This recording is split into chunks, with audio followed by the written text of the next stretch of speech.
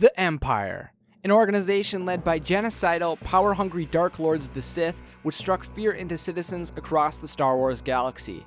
After Chancellor Palpatine rose to the status of Emperor and the Clone Wars came to a conclusion, the newly formed Galactic Empire absorbed resources from the Old Republic and the Confederacy of Independent Systems, allowing the Empire to rule with a new, unmatched military and naval force. With the eradication of the Jedi and Star Destroyers across the galaxy, why would the Emperor commission the creation of the Death Star? What did Darth Sidious fear? Hello, I'm Isaac from Wotso Videos, where we discuss fun topics for fun people. Today I'm going to discuss the Galactic Empire state just prior to Rogue One. Millennia before the Empire, ancient Sith envisioned the possibility of a mobile, planet-destroying superweapon like the Death Star. Even prior to his rise to Emperor, Darth Sidious began bringing the Sith vision into reality. The Geonosians aligned with Count Dooku, the apprentice of Darth Sidious, and the Confederacy of Independent Systems in secrecy to begin the planning and the creation of the ultimate weapon. Once the Empire struck down the Separatist leadership, the Empire took over construction of the Death Star, which is why the skeleton of the superweapon is already present at the end of Revenge of the Sith. Built in orbit of Geonosis and supported by a complex logistical network of bases, its initial construction was overseen by Tarkin. The battle station, which took many years longer to complete than expected, was eventually moved from Geonosis to Scarif, the planet you may be familiar with from the Rogue One trailers, in its final stages of construction. Just prior to the Death Star becoming fully operational, the station was guarded by Director of Advanced Weapons Research, Orson Krennic, who was willing to protect the superweapon with his life, especially since Rogue One director Gareth Edwards told USA Today he envisions Orson Krennic as much more working class and has reached his position through sheer force of personality and ideas. Krennic is invested in the success of the Emperor's most extravagant project.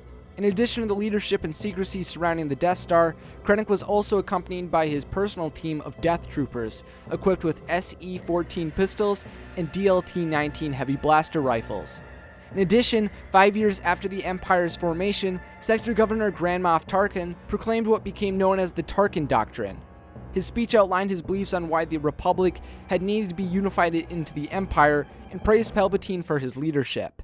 Tarkin asked each Imperial citizen to do their part, especially the vast military, which he justified as being necessary to defend the Empire and keep the peace.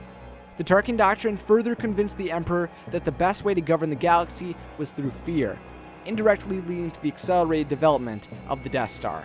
If the Empire was so formidable and powerful, then why would they seek so much protection for their new station? What did the Empire fear?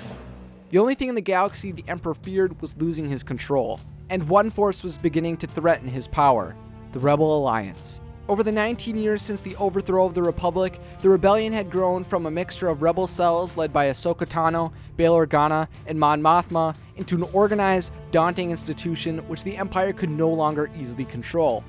Even the strongest allies of the Empire, like Admiral Thrawn and Sith Inquisitors, could not squash the momentum of the rebels.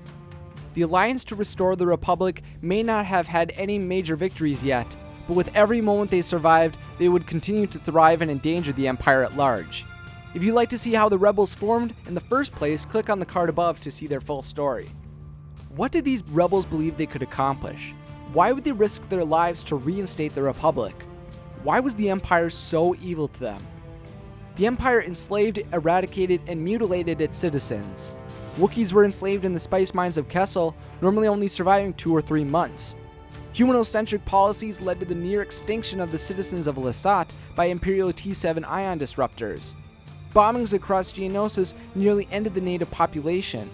The Imperial Senate held no real power, the citizens held no influence, and non-human species were dying on every world.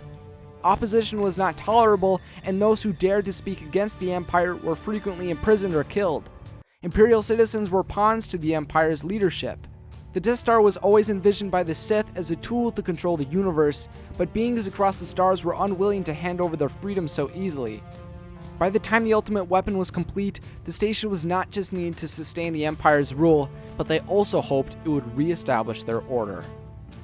If you'd like to continue to learn about the Star Wars universe, then I'll leave the links to the movies, shows, and resources I used in the description of this video. So now it's time for your thoughts. Are you excited for Rogue One? Which Rogue One character do you want to know more about, and what's your favorite Star Wars movie?